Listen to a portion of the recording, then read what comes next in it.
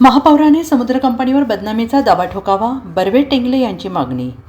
वीज बिल घोटाळाही तडीस लावावा. महापौर, नगरसेवक आणि एकूणच महापालिकेची बदनामी केल्याप्रकरणी महापौर धीरज सूर्यवंशी यांनी समुद्र कंपनीवर बदनामीचा दावा ठोकावा, वीज बिल घोटाळाही तडीस लावावा अशी मागणी सामाजिक कार्यकर्ते विद बर्वे, सुरेश टेंगले यांनी केलेली आहे. नगरसेवक डिमांड करत असल्याचं तुम्ही बाहेर सांगता आणि माझ्याबद्दलही गैरसमज पसरवता.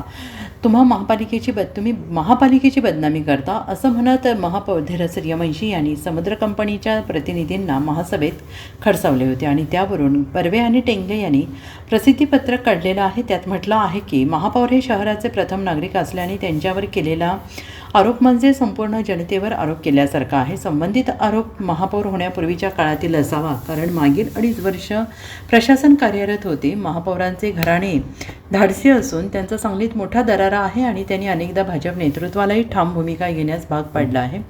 त्यामुळे महापौरांनी धाडस दाखवून संबंधित कंपनीवर बदनामीचा दावा दाखल करावा आणि करार रद्द करून दाखवावा. समुद्र कंपनीशी करार करणारे आणि त्यावर स्वाक्षरी करणारे आणि ठराव मंजूर करणाऱ्यांनी आत्मपरीक्षण करावे.